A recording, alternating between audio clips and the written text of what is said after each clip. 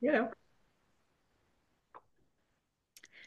Já vám přeju krásné středeční dopoledne a vítám vás u našeho dalšího dílu podcastu Buď magnetická pro svoje klienty. A dneska tady mám tu čest přivítat Šárku Andersovou. Šáry, já tě vítám. Děkuji Ahoj, ti ahoj, moc. děkuji. Děkuji ti moc, že jsi udělala na nás čas. A já tě tady trošičku představím a ty se nám pak dopředstavíš sama. Ty jsi žena z korporátu, rozjíždíš zároveň svoje podnikání, věnuješ se stylistice, jsi v tom mega dobrá, máš šmrnc, jsi spolehlivá, máš fokus na branku, takže já tě doporučuji rozhodně všema 10 našim posluchačkám. A teď ještě na začátek se mi vybavila jedna taková naše historka při společném focení. A to když jsme fotili tady ve Vrchlabí v jednom butiku, kam chodím teda už mnoho let nakupovat a ty taky, což jsme vlastně zjistili, tak se nám tam povedlo vlastně ulovit paní na focení. A bylo to úplně krásný, protože jsme zjistili, že to je i snad bývalá fotografka a udělala nám krásný model. Nakonec odešla i se šatama, takže to bylo úplně bombastický. A já jsem hrozně ráda, když si vždycky z toho focení odneseme nějaký hezký společný zážitek. Šáry, než se pustíme do povídání o našich biznesech nebo o podnikání a o našich cestách, tak mám na tebe jednu rychlou otázku. Co tě dneska rozesmálo nebo překvapilo? No, překvapilo mě, já začnu z téhle stránky, překvapili mě upřímně teda, bude to velice přízemní, kolik budou stát bílé blondy od příštího roku, super, že to mě Může teda být? překvapilo, mě teda překvapilo velmi, vzhledem Aha. k tomu, že se má 3 kazy a bude to muset někdo zaplatit. A tak to mě teda překvapilo. A co mě potěšilo, no ten rozhovor mě potěšil. Tak A to že je tady můžu skvělý. s tebou být, to mě potěšilo hodně. Je to skvělé. Já Takže prozradím těm, co dneska nás budou poslouchat, že jsme se vlastně propojili přes Instagram a pak jsme spolu prožili VIP focení. A naše cesty se tak postupně jako proplítají. A teď vlastně v nejbližší době nás budou moct naši posluchači nebo účastnice i networkingu Jičín vidět právě tam. 11.11., kde ty budeš jako stylistka a jako fotografka pomáhat ženám, jak se připravit na brandové focení. No, a já už od toho trošičku odběhnu a mám tady na tebe první otázku. Šáry, jaká byla cesta k tomu, co děláš dneska, nebo při práci samozřejmě ten styling, ale jaká byla k tomu cesta? no tak cesta byla dlouhá, nebo Tak ne bývá. dlouhá, ani ne trnitá, prostě byla nějakou cesta. Uh, no začalo to tím, že já tak a hodně amatérsky, nebo hodně, teď míň, ale amatérsky šiju a strašně mě to jakoby chytlo, když byly děti malí, tak já mám 2 kluky a na kluky prostě v obchodech v podstatě se nedá nic koupit, plný regály růžových botiček a bundíček, čepiček, ale prostě na kluky nemají hezkýho nic. Jako to fakt je to Mhm. bída. A tak jsem řekla, no tak to snad zvládnu, takže prostě pomocí YouTube videí a já jsem fakt jako těžký samouk, tak jsem začala šít a pak jsem přešla postupně, protože mě vždycky bavila móda, oblíkání, fashion, tak jsem pak začala jakoby, že i na sebe zkusím něco ušít. No a ze začátku právě to byla taková ta metoda pokus omyl, že jednou to vyšlo, pak to 3krát nevyšlo, já pak byla naštvaná, že jo, protože materiál všudu, práce prostě zatím spousta, teď mě to trvá samozřejmě 10krát díl než komukoliv jinému, takže ta frustrace tam jakoby byla. No a pak na mě vykouk někde na Facebooku, myslím, že to bylo workshop, který spořádala právě z českých poměrně známých osobních stylistek a jmenovalo se to Perfektní střih a byl to workshop zdarma. A tak jsem říkala, a tak to zkusíme to zadarmo, že jo, nic to nestojí, chleba to nežere, tak jsem se přihlásila na ten workshop a tam mě to strašně chytlo. A tam já Mhm. jsem konečně pochopila, že vlastně ten střih je důležitý a že ne každý může nosit všechno. Přitom ale každý může dobře vypadat, jo. Mhm. A že v podstatě já, i když se mi to strašně líbí na té modelce v tom časopise, tak na mě to nemusí vždycky jako vypadat úplně dobře, protože jako nikdo nebo tak 95% lidí nemá dokonalou postavu, já už vůbec ne. Takže jsem zjistila, že za prvý barvy jsou velmi důležitý, aby to člověku slušelo, takže potřebuje pozbírat i jakoby ten materiál, že jo, aby barevně seděl. A Mhm. ten střih samozřejmě. No a tak potom, co jsem absolvovala ten kurz, tak jsem se přihlásila do kurzu dalšího, následného, který už teda nebyl jenom o střizích, ale jmenovalo se to Objev svou image a bylo to v podstatě o stylingu jakoby pro sebe. Tak jsem prošla tímto kurzem, tam bylo asi na půl roku. No a když to končilo, tak mě se nechtělo končit. A ta Míša shodou okolností taky otvírala kurz pro stylisty, tak jsem se pak přihlásila ještě do toho kurzu pro stylisty a já to baví. Tak jsem, když už šel kurz, tak jsem řekla, tak prostě proč to neskusit, že jo, když já jsem vždycky přemýšlela, jak jako to uchopit a bylo mi jasný, že to moje mateřské šití mě neuživí, jo, ale vždycky jsem u toho oblečení jako bych chtěla nějak zůstat a furt jsem nevěděla, za jaký konec to jako chytit, Mhm. aby to dávalo smysl, protože s mým tempem prostě ušití jednoho kousku, to by nebylo, jako, to bychom umřeli hlady, že jo. Takže to mě jako bylo jasný, že tudy cesta nevede. Ale Mhm. pak si myslím, že i jako třeba do budoucna, to je jako moje vize, kdyby to šlo do budoucna, propojit s tím stylingem, to šití Mhm. a ten styling, tak si myslím, že by to byla prostě úplně pecka kombinace. To by bylo tam, kam já bych se chtěla, jakoby třeba, já nevím, v horizontu 5 let, tak tam já bych se viděla. Mhm. No to je Jo? krásné. Budu tvoje zákaznice, velmi ráda. No, to bych Protože, byla moc ráda. jo. Hele, ale my jsme se dostali takovým jako oslím můstkem k tomu, investice do podnikání, do vzdělání a kurzy. Jak to vnímáš? Protože spousta lidí se vlastně musí nějakým způsobem k tomu dojít, že do sebe začnou investovat peníze. A za mě je strašně moc důležitý vlastně vědět tak nějak plus minus, kterým tím směrem se člověk chce vydat, jinak by mohl utratit spousty peněz za spousty kurzů, který vlastně nejsou úplně pro něj. Tak je možná i dobrý fakt si jako naslouchat a vybrat si to pravý pro sebe. A jinak je to samozřejmě investice. Jak to vnímáš ty investice, protože to stojí většinou furt peněz, ty kurzy. Jak tohle to vnímáš? Já tohle, paradoxně se to taky změnilo, až vlastně v podstatě, když jsem si platila jakoby, že jo, tak já jsem celý život zaměstnaná a v Mhm. podstatě veškeré školení v práci hradí firma. Takže Mhm. jako No obydle. problém. No a Mhm. když jsem v podstatě začala jakoby se věnovat tomu stylingu, tak ty kurzy samozřejmě nejsou jako levný, jo? To stojí spoustu peněz. Ale já asi v podstatě ve svém věku už jsem se dostala do bodu, že pokud a já třeba se potřebuju sebe rozvíjet. Pro mě to je jako úplně strašně důležitý. Já jsem zjistila, že to je pro mě asi to nejdůležitější. Prostě posouvat se někam dál a rozvíjet se v oblastech, které mě jsou cizí. I když je to pro mě podnikání byla donedávna úplně totálně španělská vesnice, teď už možná ne španělská, ale furt hodně daleká vesnice.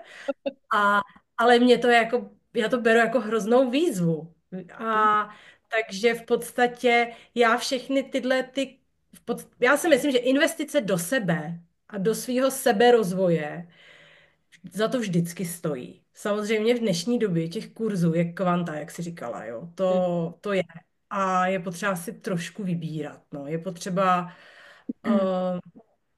mě třeba, co mě hodně pomohlo, je vyloženě to, že jsme se jako potkali spolu, protože ty už v tom biznisu nějakou dobu jsi a máš spoustu informací, máš spoustou kurzů si taky prošla. A to teď nemluvím jenom o těch fotografických, ale ono je to opravdu to podnikání, protože Ty to se biznisový nikde kurzy, no, těch bylo možná ještě jako, no tak půl na půl možná, no.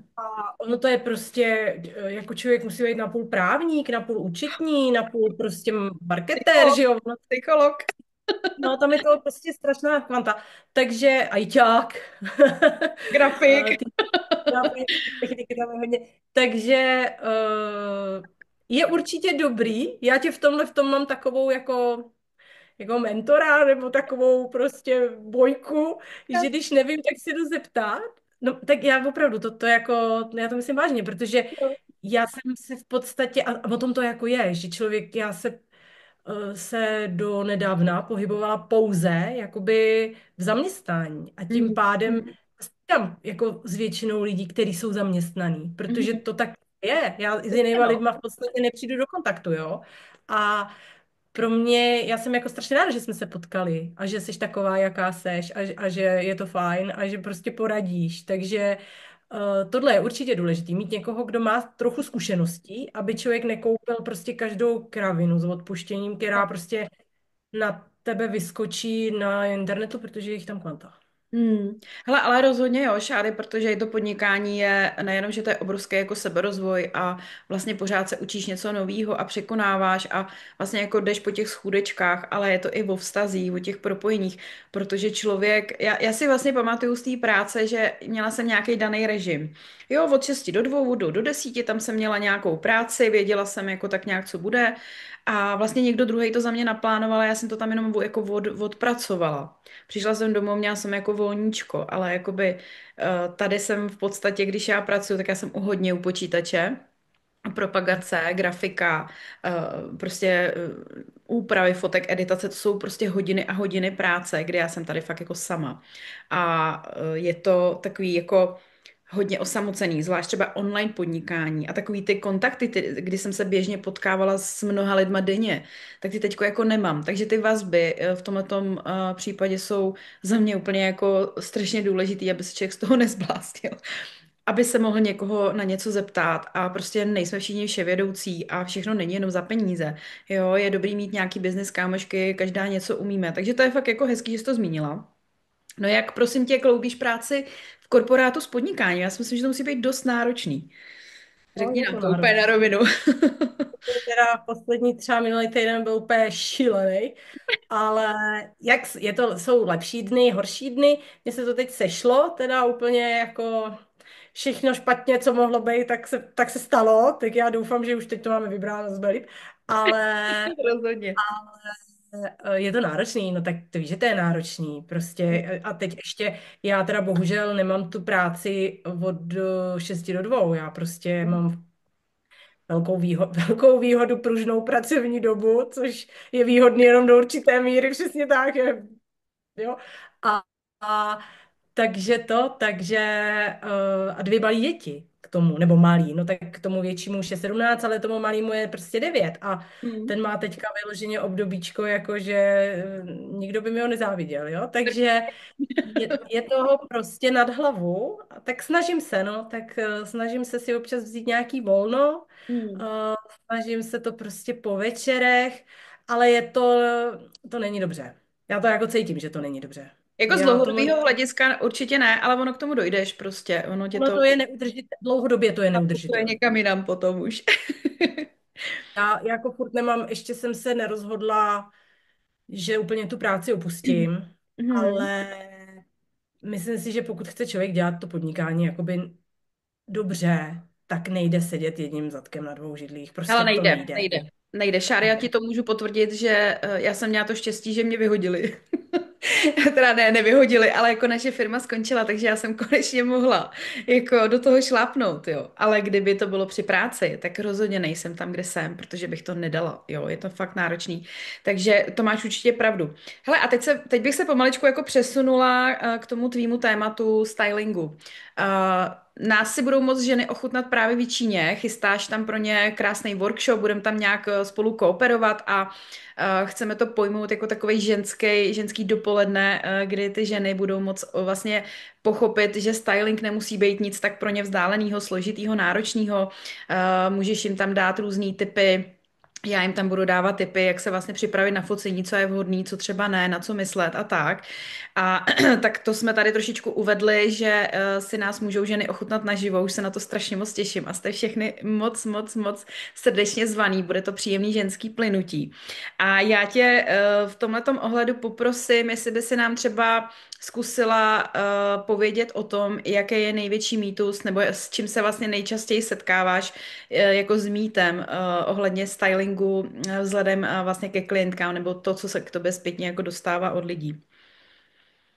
Tak těch mýtů je jak mraky, že jo. Každá, za prvý už je to jenom taková ta sebeúcta sama k sobě, řekla bych, že v podstatě oblečení není důležitý.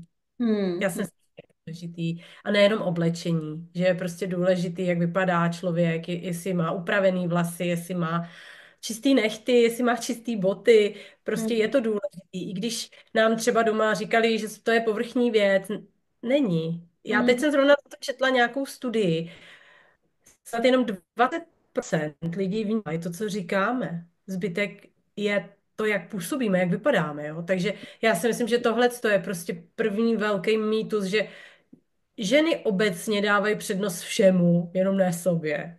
Hmm. A to si myslím, že je jako velká chyba, že prostě měli bychom se o sebe starat a měli bychom občas do sebe zainvestovat. I prostě jako dovolme si to. Takže to si myslím, že to je první věc, která, to je takový velký mýtus, že já neříkám, že každý musí mít stylistu. To určitě ne, ale jako popřemýšlet nad tím.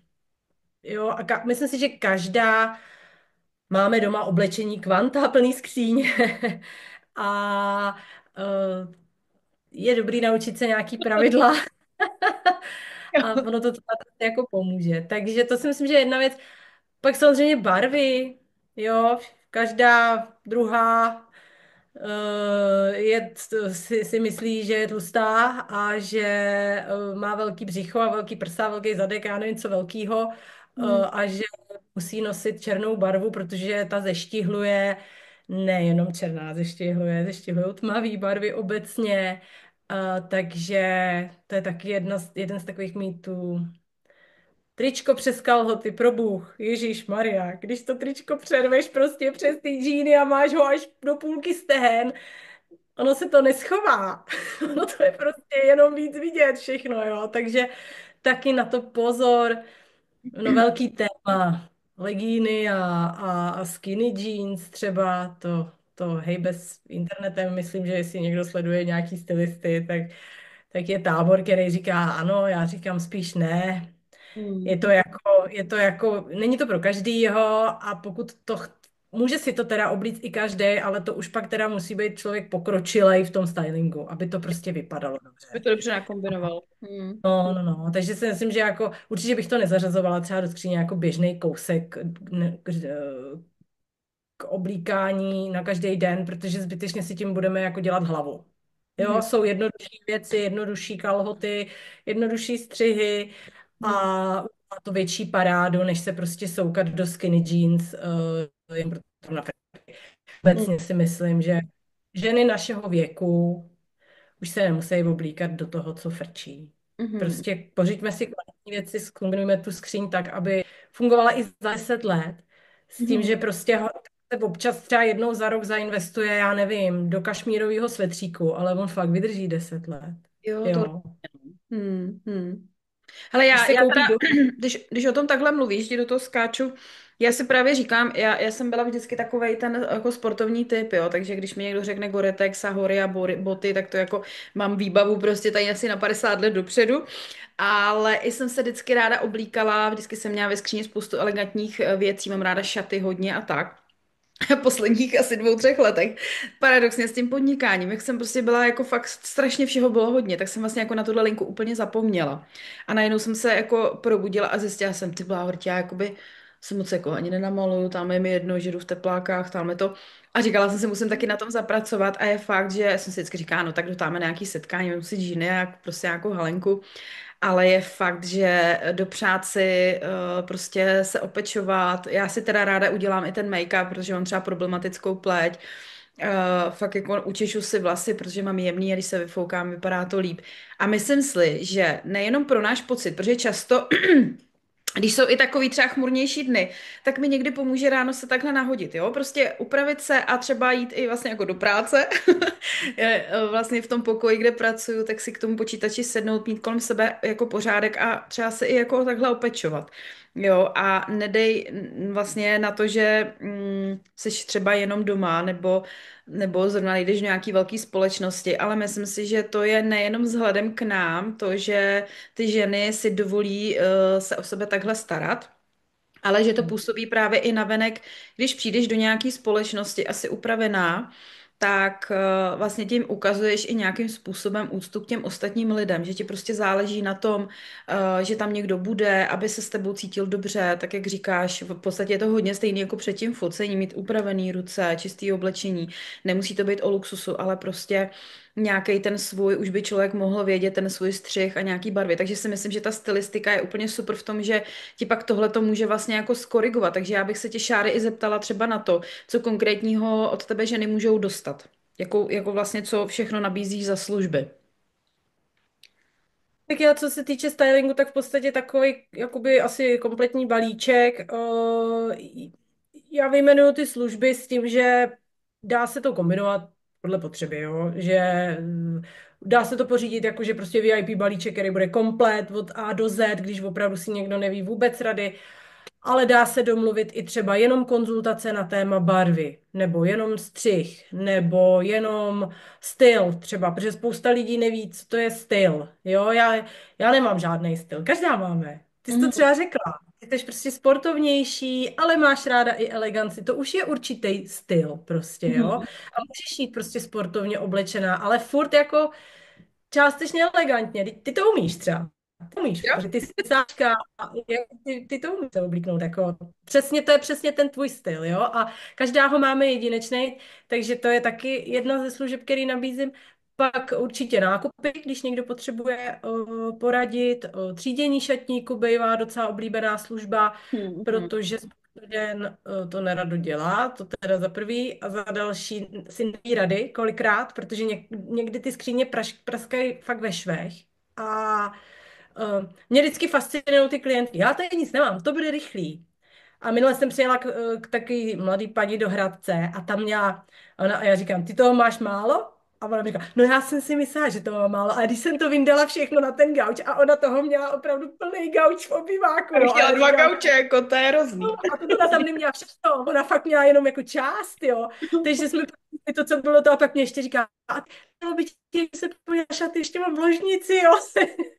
A to mě tvrdila, kolik toho má málo, jo. Takže lidi si to jako, já si myslím, že my to máme to je spíš jako v hlavě, že Kreslený jak nosíme představy. pořád to samý, tak si myslíme, že toho máme málo, ale jako za prvý je dobrý udělat tu čistku v tom šatníku.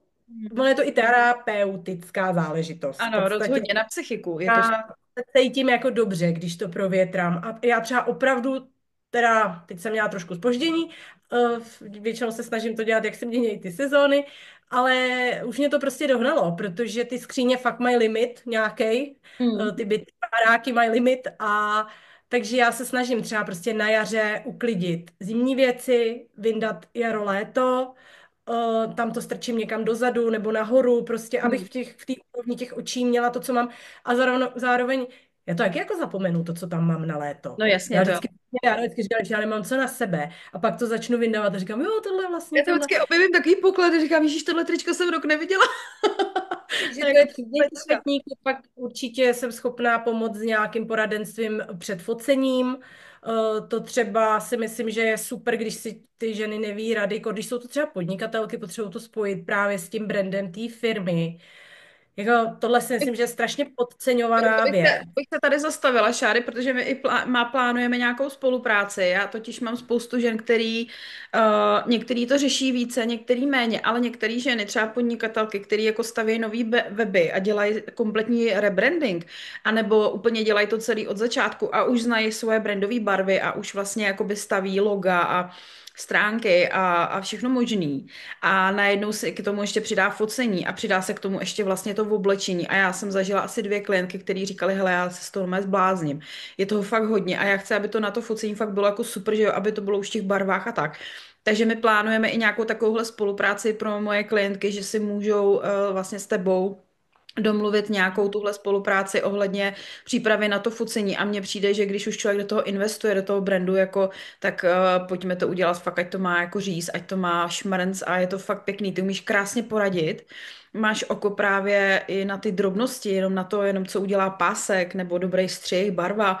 To je úplně jako skvělý za mě i prostě pár takových věcí dokáže člověku úplně jako změnit pohled na ty věci, jo, takže Styl dělají doplňky. Styl dělají doplňky. To prostě, to triko máme všichni stejný, ale ten styl, to já, to stojí v jo. doplňcích. ty nestojí balík, nemusíme mít briliantový náhrdelník, aby Hmm. to Hmm. byl můj styl. Samozřejmě jako, já bych ho klidně unesla. Můžem, viď? Na něj budu Můžeme. sračka. Takže jo, myslím si, že to je jako podceňovaný, že to je fakt jako Mhm. podceňovaná věc. Myslím si, že osobní brand je důležitý. Fakt jo, lidi to Mega vnímají. důležitý. V Mhm. dnešní rychlé době nikdo nikoho neposlouchá. Prostě všichni koukají jenom. A tohle je potřeba si uvědomit. Jako fakt si myslím, že pěkný fotky prodávají. Jako, Mhm. vždyť to ví.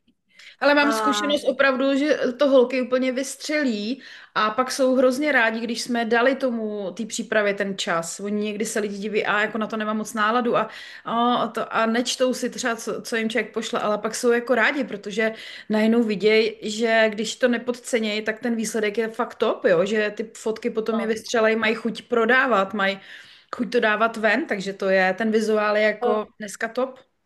jako je to o té přípravě, když si vem, že já nevím, tak já jsem stylista a Mhm. stejně jsme to spolu dělali, že jo? Já jsem se Aha, prostě aha. vyfotila, poslala jsem ti to, ty si zase jako fotografka, ty na to taky koukáš trošku jinak zase než já, protože já nevidím se na té fotce, Mhm. takže jsme si to prostě, takže jako já jsem si to taky musela připravit, že jo? Ať netáhnu všechno, ať prostě si vemu jen to, co bude potřeba, pak už jsme se jenom řekli, tak teď jdeme fotit sem, tak si oblíkni tohle, teď jdeme fotit tam, tak si oblíkni tohle. Ale Mhm. ta příprava prvního je jako alfa omega a hlavně to focení pak plyne, že jo? Že to není... Jako právě, že mým cílem je to, aby už to focení, aby jsme tam už tyhle věci úplně nemuseli tak řešit, jo. Proto já teda dbám hodně na tu přípravu a pak většinou, i když třeba někdo jako moc nechce slyšet, nebo jo, měla jsem i takový lidi, tak ale když jsem je donutila, dělám legraci, jo, nikoho nenutím, ale prostě pochopili to potom, že to fakt byl dobrý krok, že si vlastně ušetřili spoustu starostí, je to focení i taky toho třeba hodně to VIPčko, takže ušetřili si pak ještě spoustu řešení okolo a mohli se ponořit do toho focení a více to užít. Šáry, pozvi nás, prosím tě, někam. Web, sítě, stránky, nějaký dáreček zdarma, povídej. Všechno mám. Všechno máš. Skvělý. Mám téměř úplně fungl novej, teď už snad funkční, doufám, že. Sociální sítě, Facebook, Instagram, LinkedIn. Tento týden to tam trošku stálo. Stydím se, opráším vše a potom se vrátím mezi živý. Co ještě? Nabízím teďka, kdo by měl zájem, mám tam nějaký materiály zdarma, 7 chyb, které nám škodí v našem stylu. Takhle se to nemenuje, ale téma je takhle, já jsem to zapomněla, jak se to Odkazy budou dole, tak si to tam ženy můžou dohledat. Bude to tam označený jmenuje. jako Já jsem dárek. zapomněla, co nabízím zdarma. To nevadí. A, jo, a samozřejmě konzultace, kdyby měl někdo zájem, nebyl si jistý tím, jako ten stylista přeci jenom je to takový trošku jako osobnější služba, jo, a chápu, že ty ženy třeba se hned na to necítějí. Vůbec třeba, jo, vem si, že by si zavolala nějakou cizí paní, kterou znáš z internetu, aby ti vlezla do skříně. Jako, Já ne. Já asi no, ne. no, je to takový jako osobní hodně, takže jako pokud někdo se necítí nebo neví, co od toho čekat, tak proto jsou ty konzultace zdarma. Není vůbec problém, mám to taky na stránkách, odkaz pošlu, je tam kalendář, můžete si zarezervovat nějaký termínek, takže tak. No a samozřejmě ten networking v Jíčíně, přijďte Mhm. všichni, to bude pecka. Ježíš Maria, tam máme 2 hodiny workshop s Míšou dohromady a to bude super a je to Já se skoro na to zdarma. Maria, těším. teď jsem měla nějakou pozvánku na stylistický workshop, teda celý den. Bylo to za 4 000 na hlavu. Tak Mhm. kolik vy za to chcete? 300 nebo tak nějak? To je 390 směšné. si rezervuješ místečko. No, takže Taková přijďte, symbolická cena. že to je určitě, na to já se těším, to bude Víš co, jako my super. chceme vlastně vytvořit hlavně prostor pro ženy, který podnikají, začínají podnikat, potřebují se vůbec dostat do toho prostoru mezi nějaký takovýhle ženy, které jako podnikají a tak. A těch biznisových setkání je spousta, networkingu je spousta a my chceme vytvořit i hodně jakoby ženský prostor pro takový témata, nejenom biznisový, ale třeba i tohle je důležitý, protože brandový focení prostě probíhá. A ty ženy, když si dopřejou nejen to focení samotný, ale trošku jakoby vplujou do téhle ne problematiky a do toho tématu, tak jim to může hrozně moc pomoct se sebevědomím, s nějakým prezentováním se v lepší formě a pochopí, že jim to vlastně přináší spoustu benefitů, že to není nic snobského, ale že to je nějaká naše součást toho, jak vlastně my si budujeme tu naši vlastní identitu v tom business světě. Prostě bez toho to už dneska nejde. Takže Mega, Šáry, no. já ti moc děkuju za to, že jsi udělala v tom nabitém v tom nabitém týdnu čas na povídání. Doufám, že jsme tady přinesli do toho pole něco, co ženy bude inspirovat, aby my se budeme společně moc těšit na setkání na networkingu 11.11. v kavárně Amos v Jíčíně, mají tam výbornou kávu, mají tam výborný zákusky, je to tam stylový, nádherný a bude tam krásná atmosféra. Těšíme se a ještě jednou děkuju. Mějte se všichni krásně, ať máte krásný dny. Ahoj! Ahoj.